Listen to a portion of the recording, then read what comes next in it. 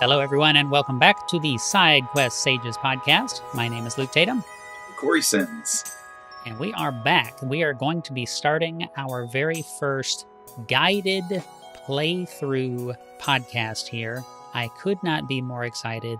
This is the perfect game to kick off the kind of deep analysis aspect of this show, and we're going to be playing Chrono Trigger. I have the DS copy right here. Obviously originally came out on the Super Nintendo. I shouldn't say obviously. There are plenty of people who have not played this game. So we're going to play the PC version, the Windows version, but the original release in Japan was back in March of 1995. So this is a 30-year-old game at this point. And I have played this 3 or 4, maybe even 5 times over the years. Corey, you have not played this. Is that correct? That's correct. This is a completely fresh game, and I've purposely, since we started talking about this, I've absolutely stayed away from most things. The only thing that I've kind of touched on just a little bit was just the music, because I didn't want to give it away. But I've seen some of the graphic art and a little bit of the gameplay, only in the sense of it's demonstrating in a montage kind of thing. So this is completely going in blind in that sense for me.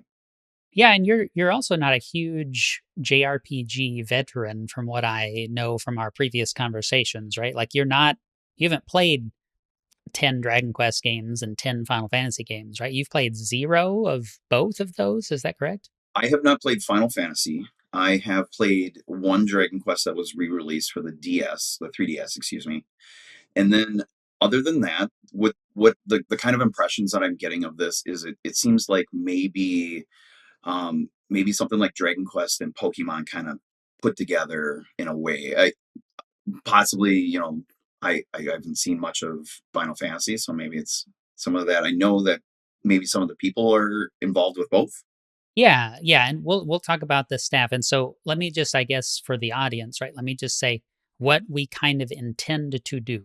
And I welcome any feedback. We welcome any feedback on how the format of the show is going and the pacing and all of these things. But I've, as I mentioned, I believe in our very first episode, I've been inspired by the Resonant Arc podcast, Mike and Kaysen, and so I think I'd like to do this guided playthrough kind of format, sort of a let's play, but we're going to do it together.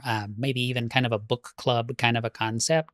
And so this episode is who made the game? What is the story of this game's development? What are some notable kind of interesting things to maybe know and be aware of going into it, but not spoilers? If you have never played this game before, like Corey, this is an excellent opportunity for you because we're going to go through it together. At the end of this episode, I'm going to tell everyone where to play to for episode 2. And then in episode 2, I'll tell you where to play through for episode 3 and et cetera, et cetera. Right? We're going to go through this together and we're going to deconstruct and analyze themes and that kind of stuff as we go. But I will say this is not a like lore recap podcast. I'm not going to sit here and just read the script of the game or recount every little thing that occurs. We're going to focus on the meaningful, impactful things, the themes, the major story happenings, the soundtrack, the maybe how the mechanics feeds into the themes of the game, what stuff like that. Whatever we get into, I don't want to say much, right? I think it's going to be kind of up to our own whims in the sense we're going to have a kind of a framework, but different things are going to stand out to each of us. And what I really hope to intend for going further with this podcast with you, Luke, is to try to have that dichotomy of someone who's played it or is familiar with it and somebody who hasn't, and try to do those kinds of games because it will be able to for us to experience the games from the other's perspective, and then our viewers can also from wherever they're sitting. Yeah, the I love getting the vicarious experience through other people. I'll occasionally watch like a let's play of something that I've played before, or I'll watch a reaction video to music. Obviously, this is a music reaction channel, or at least that's what it has been. And, so I like that kind of stuff. And for us to be able to record a deep analysis of some of this, like, you played Xenoblade Chronicles at my recommendation, and we didn't have the show or anything, but that was a lot of fun for me to kind of see where you were and what you were experiencing and what you were thinking and all that. And for those, you know, wouldn't know, I would send you little snippets or little snarky comments about what I think is happening, and you wouldn't give me any feedback. You would just say interesting or wow, just just very vague. But I see you. You're progressing. I can't say anything, but so I really enjoyed doing that. Well, if you haven't played Xenoblade Chronicles, first of all, you should. But second of all, there's some major, major plot twist type of things. Chrono Trigger, I don't think is known for plot twists so much as much as that game is. So we'll have a little bit more of like a little bit more open conversation, I think. But okay, so let's move into kind of the meat of the episode here, and please jump in. I want to get your feedback and thoughts as we go. But I mentioned, released in 1995, March 1995 in Japan, released in August 1995 in North America, and this game was very significant for a number of reasons. Um, Prior to this, Final Fantasy 1, 2, 3, 4, 5, 6 had already released. 6 came out in 1994. And then Dragon Quest, I believe Dragon Quest 6 came out in 1995 alongside Chrono Trigger, or sometime during the same year. But there was already 5 Dragon Quest games. And so Dragon Quest, or Dragon Warrior in the US for a while, that was what the NES cartridge was called here. But that was a series that basically set what a JRPG is. That there was people making games. There's an old game called Black Onyx, and there's some different stuff with the history of JRPGs. But Dragon Quest was like the JRPG. That is what the genre kind of became, you know.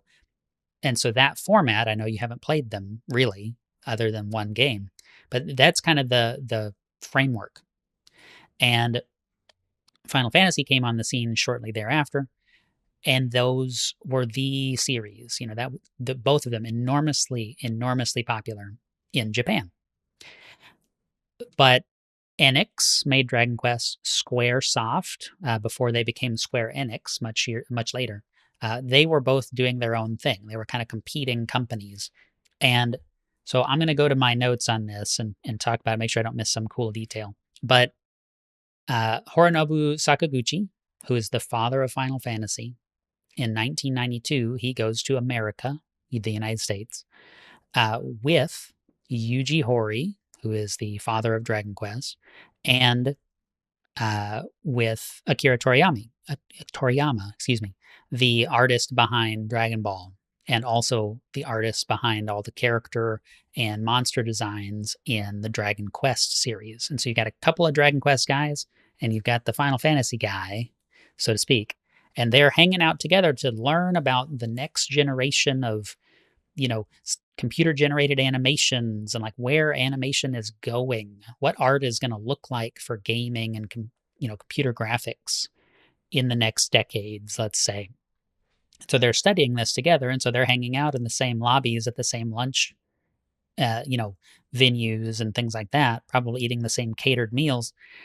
And they start talking, and it turns into, hey, maybe we should work together on a project, right? And so this was something that everybody who played JRPGs, the Dragon Quest and the Final Fantasy games, would wonder back at that time. What would it be like if the titans of the industry, the Dragon Quest team, Final Fantasy team, what if they worked together and made something? What could that be?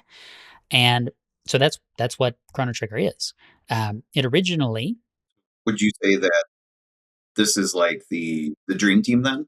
yeah, I mean that's what they were called, right? So kind of internally at SquareSoft, they kind of became referred to as the Dream Team. So these three guys, Sakaguchi, Yuji Horii, and Akira Toriyama, and of course Toriyama, very very famous for Dragon Ball, Doctor Slump, a lot of these manga things. Like he kind of defined what anime looked like for a lot of people, especially in the West, that was not exposed to anime and manga a lot at that time. And so, it's crazy. It's a crazy, like, nobody could have imagined that this would actually happen, these teams coming together. And it happened because of the way the companies were set up. So, we'll talk about the game, Chrono Trigger itself, here in just a second, but it's really cool. I think it's cool. The Final Fantasy team kind of had employees. Squaresoft was it's kind of an offshoot of this electric company. It's a really interesting story, but they had employees, right? Same team. The same team worked on 2, 3, 4, 5, and 6 as far as Final Fantasy. You have a little bit of personnel changes, but it's basically the same guys. They got into a flow. They're cranking out these games every year or 2 years. They had a pretty tight schedule. No game took more than 2 years at Squaresoft back in that time. And so, but at Enix, it was a contractor kind of a thing. In fact, Yuji Horii, the father of Dragon Quest, the guy who has the rights to Dragon Quest, he has his own little company called Armor Project, and he may be the only member of the company. I don't know, but it's a separate legal entity called Armor Project, and he contracts with Square Enix, and back then with Enix, to make each game, but he retains rights to the property. And so it's really interesting. You play a Dragon Quest game, and on the main menu, it's going to say copyright Square Enix and Armor Project. That's what that is. That's him. And so everybody on the team, like, they could work on other projects at the same time. They could swap in, swap out, skip Dragon Quest V, come back for Dragon Quest VI. They could do whatever they wanted. And so Sakaguchi over at Square, he's like, well, hey, I'll put some paperwork together and you guys come on as contractors and we can work together. And so that's more or less what happened. It's kind of enabled by the business structures of those companies in a way. And, to this day, like, Yuji Horii is making Dragon Quest games. He just keeps doing them and keeps doing them. He's working on those forever, 30 something years. And, Sakaguchi has kind of departed from Square and he's been on other projects and stuff. But like, these guys, they're still very, very well known, very well respected guys. And so they kind of built this team. So something that kind of came to mind was this kind of structure. So you had the proper companies, big corps and employees, like you said, and then you had the offshoots and contractors. Was that the catalyst that kind of made this project happen? Because otherwise they would have had to hire on to Square Enix and everything, and it gets a little bit cumbersome. They've got other projects they're working on potentially, or Yeah, I mean, in a way, it's kind of Sakaguchi, I would say. I don't have all the details, of course, but from what I understand, Sakaguchi was in a position at Square. He's not like the head of the company or anything, but he was in a well-respected position and he had a lot of pull within the company. And so he was able to more or less just put the paperwork together and then say, hey, Toriyama, hey, Yuji Horii, come over here and sign this, and we're going to work on this project, right? And so that's what they did. He had the authority to fund that and to assign people to those tasks, even though they had tight release schedules for some other things as well. And so, you really had a lot of talent come into here. And we'll talk more about some of the other people, that were on the project. Definitely want to talk about music and stuff like that as well. But there's a lot of really, really cool things. And so, kind of the dream, I guess. This was also called the Dream Project, so it's the Dream Team, but it was also the Dream Project, and because it just seemed impossible for these companies to work together. They were bitter rivals in some sense before this, and so, but it was from the outset. They said, okay, we want to have time travel, right? Chrono is in the name. It's pretty straightforward. There's a clock as part of the logo. Like, it's pretty obvious that it's going to be in the game, So they wanted to do time travel, and they wanted to make sure that it was distinct from both Final Fantasy and Dragon Quest, so that it wasn't like, oh, well, it's a Dragon Quest game, but we pulled in a couple of guys from Final Fantasy to, like, make sound effects or something. Like, it was a true unified team making a truly different game. And It was considered, however, to maybe be a Secret of Mana sequel in the Secret of Mana series or the Mana series. And they kind of moved away from that pretty early, from what I understand. So that didn't really get super developed. It kind of has a little bit of that flavor gameplay wise. I think we'll get into that later. But it's just it's a very unique game, even though Toriyama kind of has that distinct art style. And like you look at Dragon Quest and then you look at Chrono Trigger, they look similar, but it has a lot of the kind of lighting elements from Final Fantasy and some of this. So it really does have a unique identity. And this game, I mean, you'll see it all over top 10 game lists of all time, top 100 games of all time. If it's not number one, it's like in the top 10 almost every time. You know what I mean? Um, it's got that staying power. It's a very, very special project. Um, and so I don't know, comments on that before I jump into maybe some hardware stuff and some of the other people that worked on it, some of those things. I think that we have it shows for me. It shows that the game is a good game because we are playing it, 20 years later, really, and I'm not opposed to old games either, and that's one of those things where I think some new media in not necessarily just video games, but just in general, are really falling flat for me, and they're very shallow, and maybe we kind of talked a little bit about like the graphics, how important were the graphics and things like that, and they've never really been important for me, and so that there's a lot of people that chase that kind of thing, and it's just not for me. So I'm really happy that we can kind of cut through a little bit of that and get to and find the games that we're going to talk about, and this being the first one. And maybe this is a good way to segue into music, because that's the one thing that I've done to prepare for this game is I snuck into my Apple Music and got the album. I listened to the first of three discs, albums, and I it it felt it felt like that period, the '90s, but also what it was doing for me. It was setting a strong melodic identity, because I was as soon as you hear the song, you had a feeling that you would, oh, this feels like a village. This feels like something's mysterious, and it's very apparent. And I'm really excited to put that music, that impression that I had already, to what I'm actually playing and how that incorporates. Yeah, so let's, I guess, talk about the music first. I do want to kind of call out a list of names at some point here of people like key staff, that worked on the game.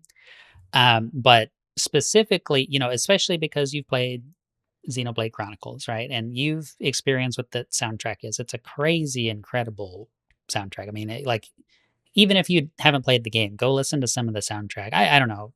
Sometimes I consider that a spoiler, but the Xenoblade Chronicles games have incredible music.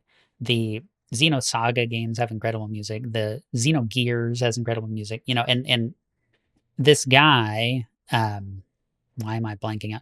Yasunori Mitsuda, he worked on a lot of those games, but this was his first soundtrack. Chrono Trigger was. So Masuda was for Xenoblade Chronicles. Yeah. Are you? Yeah. Oh, there's a world of separation from those types of music, and but they have the same functional aspect of it. For me, it's just like it's immediate feelings. You go from 16 or 32-bit or whatever they had back in the '90s into full orchestras and things like that, and it's that, wow, that blew my mind. Yeah. Yeah. I mean, this is crazy. It's a crazy story, right? And so that's why this is such a cool, fun thing. Yeah, yeah, his very first game. So he was working on. I'm looking at my notes. Anytime I look off screen, I'm not looking at my phone. I'm off here reading notes, right? So Mitsuda, he did sound effects for Final Fantasy V, sound effects for Secret of Mana, Romancing Saga 2. He was an employee of Square. He was working at Square and doing sound stuff, but he was just some kind of, I don't want to say grunt because these teams were small anyway, right? 20, 30 people working on Final Fantasy V or something, right? So he's one of those guys, and he's there and he's doing sound effects, the sound it makes when you punch somebody or whatever. And he goes into Sakaguchi's office and he's like, if you don't let me write the soundtrack for a game, be the composer for a game, I'm going to quit. And Sakaguchi says, well, we're starting this new project. Why don't you make the soundtrack for Chrono Trigger? And if you do a good job, maybe I'll give you a raise. And he said, okay. And then he threw himself like 100% into working on the soundtrack for this game. And he's composing like the same day, just pouring his heart and soul into this. And so he wasn't sleeping. He was, he brought a sleeping bag to the office. So when he did sleep, he didn't have to leave his workstation. He just left all his composing software and stuff open. Just all the time. He would stay there for weeks and weeks at a time, nothing but composing all the time. And so there's 68 songs for this soundtrack that he did, 68 tracks, which is a lot for a Super Nintendo game, you know. Um, and in fact, at one point, he had a hard drive failure and lost 40 tracks that he was in the middle of working on. You being in college, you're like, oh, I got this essay all written in before automatic saving and things were. Oh, yeah. Yeah. No cloud backups, none of that. And so he put a lot of this into there, and it's interesting like that they were already calling it the dream project and all that stuff, because Mitsuda would later talk about this. A lot of the music for Chrono Trigger came to him while he was passed out in the office. Like he would go to sleep and he would wake up and go, oh my gosh, I have this great idea. And so the main theme for Chrono Trigger, which is a legendary game track, he wrote almost all at once one day. Just like it was just already there in his mind. This is coming from dreams, and some of the tracks in the game were like that. So it's really cool. It's a really cool little thing.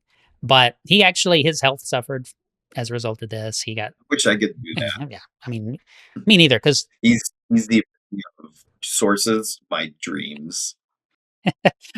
right, right. Um, yeah, esoteric knowledge from beyond or whatever. And so but he got stomach ulcers towards the end of the game.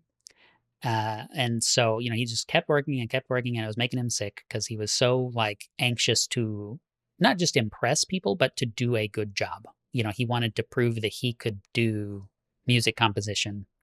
And so he was sick and he was going in and out of the hospital towards the end of the game's development. I actually have a quote, but Nobuo Uematsu, who is very, very, very famous for doing the Final Fantasy games, the music for the Final Fantasy games, he actually stepped in and helped finish some of the songs because of Mitsuda's failing health towards the end. So let me jump down here. I've got a quote. Um, so Mitsuda said, and there's some really good interviews that are out there about this game. He said, I couldn't even count all the memories it brings up.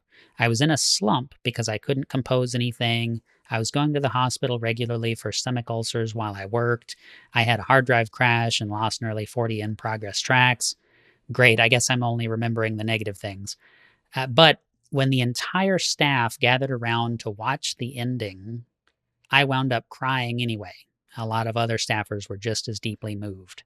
I think all of us put a lot of our emotion into the game, right? So he really just, like I say, poured his heart and soul into it. And I think you can hear that when you play this. Some of this music has like not been surpassed since, It's really incredible, especially in context.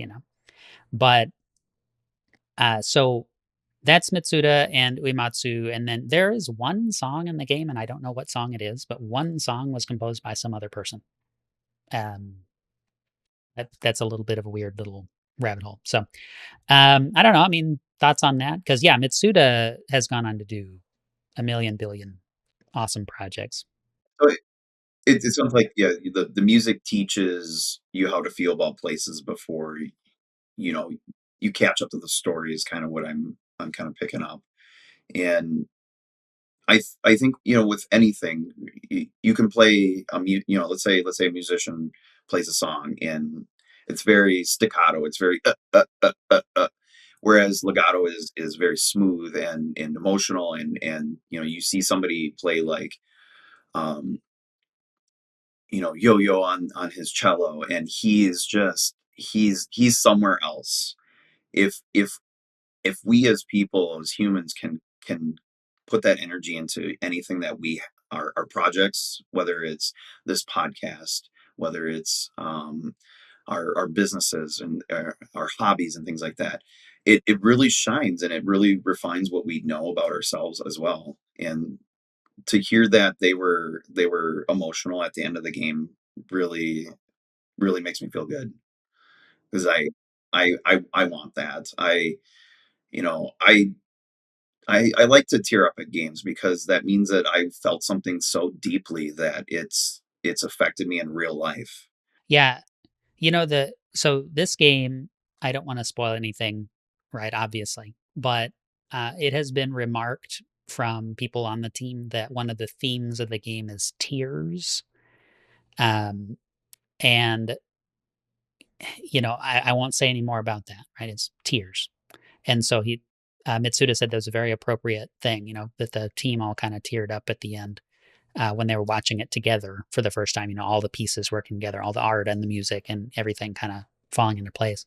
But also, I feel like one of the major thematic elements of this that we're going to spend a lot of time on is, you know, hope. And it's a very positive and uplifting. Like if you read comment sections on YouTube videos about this, or you know, YouTube videos of the soundtrack or anything like that, you will see people talking about how Chrono Trigger got them through a tough time in their life. Like it's on every single video out there. It seems like. Um, it's crazy. It's crazy that a kinda goofy, little Super Nintendo game can do that for people, and the soundtrack is absolutely a big piece of that. I mean, it is. Um, so, yeah, we'll talk a lot about the soundtrack later. I'm going to quickly just run through a list of some of the other key people that worked on this because there are a lot of names that have gone on to do a lot of things. I'll try to be very brief, but I just want to make sure that I say this because if this is your first time playing, if you're, familiar with later stuff but not earlier stuff and you're going to go back and you're going to play this game with us, I think you should know that this is a pretty star-studded development team. So, as far as directors for the game, we had Takashi Tokita, who worked on Parasite Eve and some other Final Fantasy stuff. Yoshinori Kitase, who was director on Final Fantasy 6 and 7 and 8 and 10 and 13. He worked on Kingdom Hearts, stuff like that. He also worked as a writer for Chrono Trigger. And then you had Akihiko Matsui, who was a director and writer. He worked on battle systems and stuff for like Final Fantasy 4 and 5 and 11. And he worked on Saga Frontier. I've never played a Saga game, so I can't say too much there. Um, Producer Kazuhiko Aoki, or excuse me, Kazuhiko Aoki. He was a producer for Final Fantasy 3, 4, 7, and 9, and lots of other products. He worked on one of the Game Boy Advance Fire Emblem games. We talked about Sakaguchi. He was the designer. That's his screen credit. He was a designer for Chrono Trigger. Um, Katsuhisa Higuchi was a programmer. He worked on Final Fantasy 2, 3, 5, Xenogears, Chrono Cross, the sequel to Chrono Trigger, Lost Odyssey. He worked on Monster Hunter Stories 2. And then you have Kyozo Kokubo, who worked on Live Alive, Romancing Saga, Final Fantasy 5 and 7. He's a noted programmer. And just a few more here. Artists, Akira Toriyama, super mega famous. Just Google his name. um, Yasuhiko Kamata worked on Secret of Mana, Saga Frontier.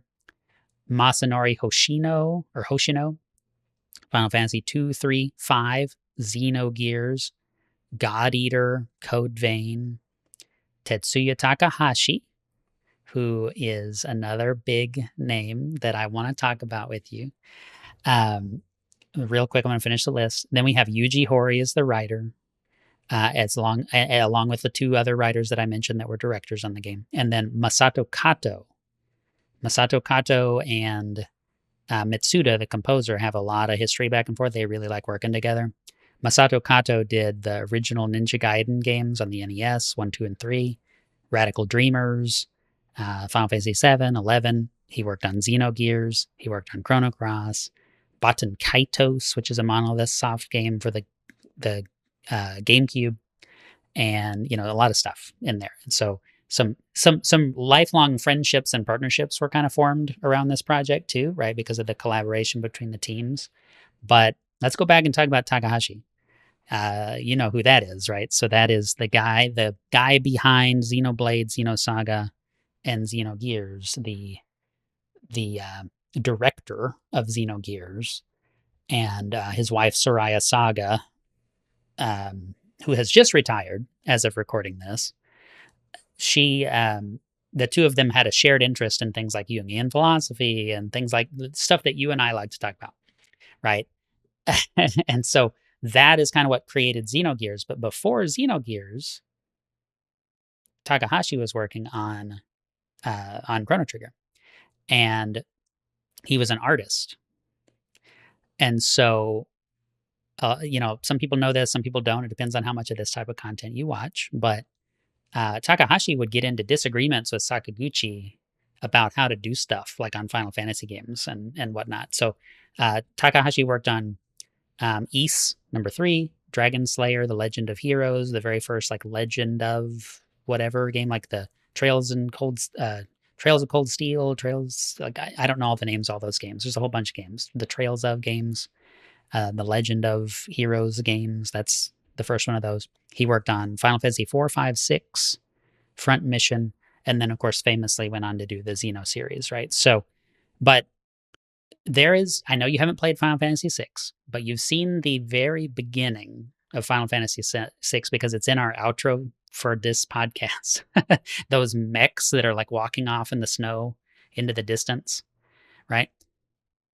Uh, Takahashi fought for that. It required a complete redesign, a complete new, sprite and stuff to show them from that perspective, doing that kind of thing. But he talked about how it was going to fit together with the music and like make that scene so impactful. It's very, very famous, in the world of old RPGs. That kind of intro was super cool and unique and interesting. And that's Takahashi. He fought to get that in the game that way against Sakaguchi's wishes, from what I understand. They had a big like disagreement about it. But yeah, he just worked on graphics, you know. He's like, yeah.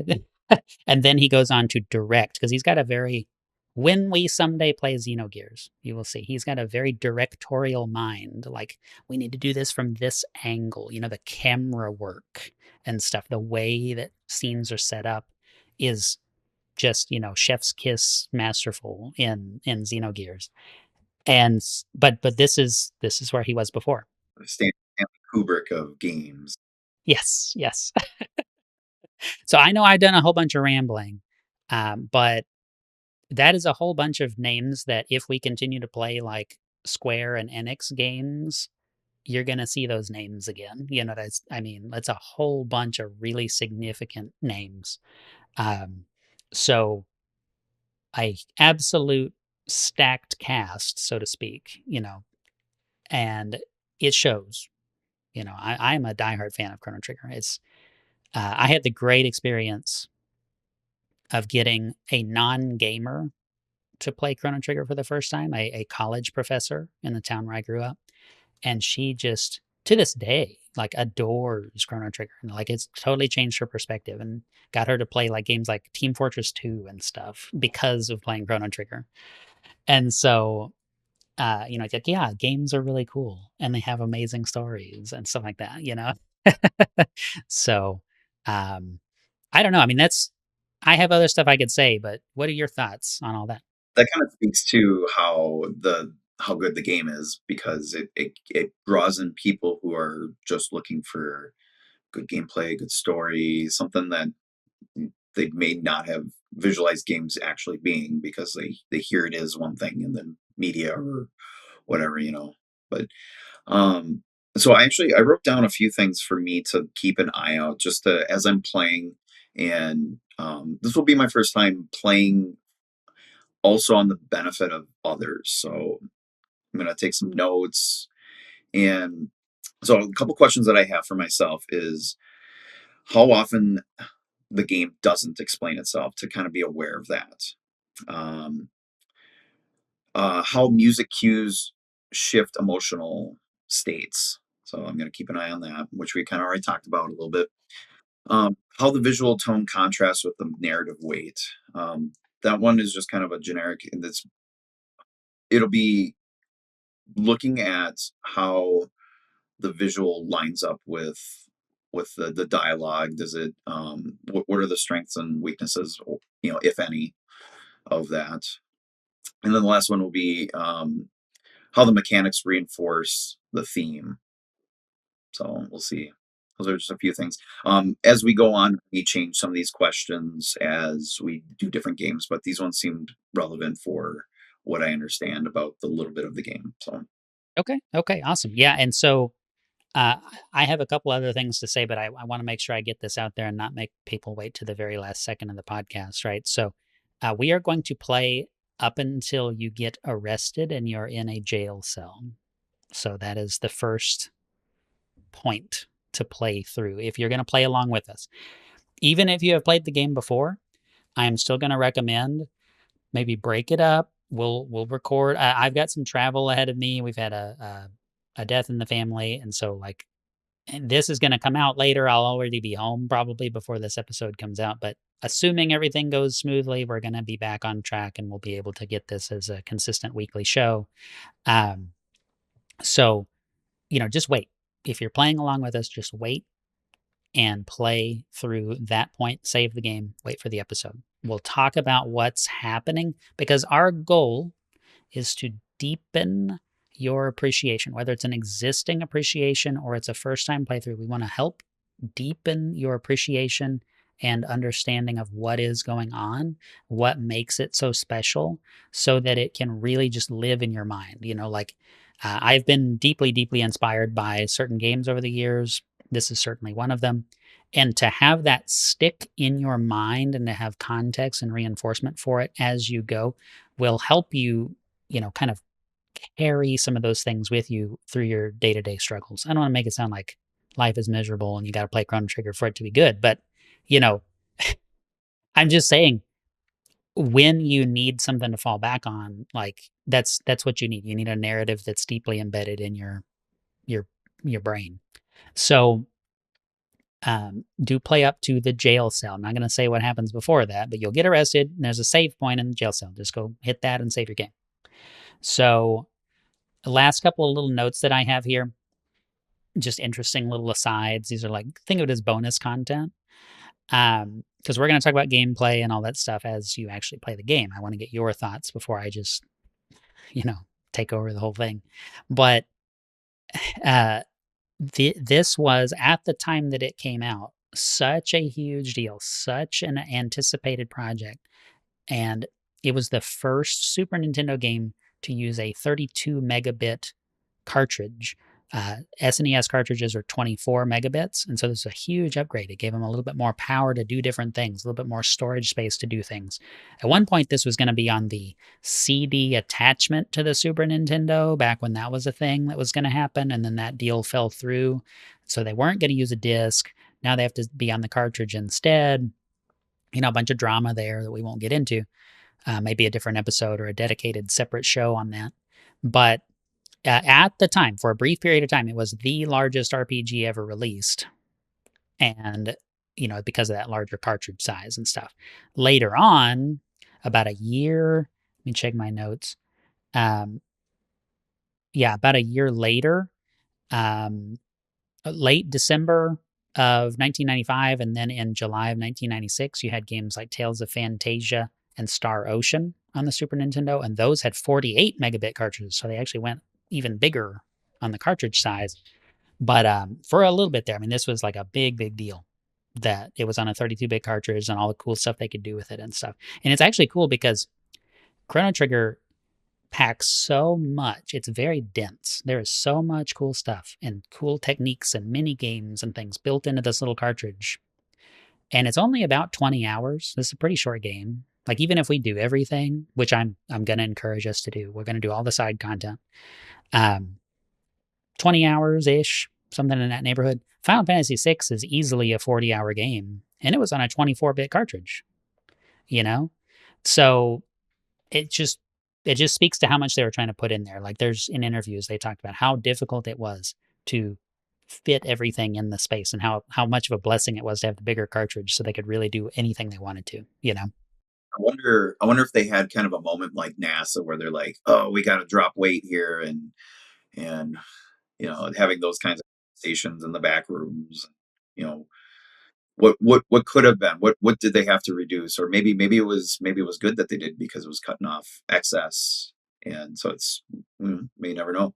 Yeah, I mean, there apparently was too many ideas. I have a little section of a interview that I quoted called "Too Many Ideas," and so Masato Kato said, "For the enemies, we first had a mechanic where certain enemies could only be killed with the right weapon, like a bow and an arrow, but it was annoying, so we cut it out." And Matsui said, "Sometimes the easiest approach is to cut rather than add. It's like pruning the leaves of a tree so the wind can come through. If we had created Chrono Trigger with all the ideas originally, yeah, right. If we had created the game with all the ideas originally contained in our first planning docs, it would have been an overgrown thicket. The latter half of the planning docs, especially, was just cut, cut, cut." That's what they said. So yeah, I think there was that kind of conversation being had. Like, okay, does this actually make the game more fun? I mean, different guy, different studio, and all that stuff. But oh my gosh, Miyamoto at Nintendo, he's famous for that. Like, does this make the game more fun? Get it out, you know? Like, what are you doing? So, uh, and people learn to appreciate that. But at first, it's like, but I want my cool little niche idea that I have in here, and it's like, but it makes the game boring. You know, stop it. So, um, yeah, I think that's really. Oh, one last little teeny tiny little fragment. This in Japan released at a price of 11,400 yen. I know you don't have a conversion calculator in your head, so that's $130 US. Um, because they were that confident with it. It's like everybody's going to eat this up. It's so incredible. You know, we're doing the bigger cartridge, we're doing all this stuff. Like that's part of the reason it was expensive is because of the cartridge. But you know, they led with that 130 US. When it made it to the actual United States, it was I think 80 or $90 in the states to buy the cartridge, which is it's still expensive, but it's not 130. Yeah, yeah. So yeah, but even at the time, I mean, it was a massive instant success, and it's expensive. Like even a DS copy like this, um, I think sells for $150 if you have the cartridge in the box, you know, because it's like it's a treasured item. So um, Super Nintendo copies are hundreds and like I think $700 or $800 if you have one. So I'll check my old you boxes know, then. I don't have one. Yeah, right. Last thing I will say, there are two sequels. I'm just going to run through my last little notes here, and if you have anything else, and we'll wrap it up. But there's multiple endings to this game. Talk a lot about that later. There's two sequels. There's a text adventure called Radical Dreamers, and then Chrono Cross. Um, about 50 people worked on this game, which is a lot bigger than previous stuff that the Square and Enix did. So pretty big team of people. And of course, it's part of Akira Toriyama's legacy, right? He passed away in 2024, and so this is considered a very key thing, you know, that he worked on, a big deal. And so there's been a kind of a resurgence in interest, I would say, in Chrono Trigger just because of that. Um, you know, he was. It's impossible to trace the influence of Toriyama. Um, but yeah, I think that's what I have. What else do you have? Anything? It just seems like, from what I understand, it seems like this is a game that no one ego won over, and and that was probably, and that was the strength of it, that they had such power players that they were able to be able to come together and have that restraint through collaboration. So I think this is, I'm really excited. I'm ready to go, and I'll have some time this weekend perhaps to start going. And I've written down, stop at the jail when you get captured. Yeah, you'll be in a jail cell. There'll be a save point to your left. Please play to there and no further. Um, we will have a lot to talk about. If for some reason we run into 2 podcast episodes just talking about this first stretch, that's fine. I think it's a pretty low bar to get that far in the game. It's not that far in. But if for whatever reason we split it into 2, great. I would rather take longer and fully explore the ideas than to rush through the game and skip really important or interesting little side tangents. You know, if we totally get off track and we end up talking about psychology for 45 minutes one episode, like I'd rather keep that in. You know, that's how I feel about it. So, um, really excited.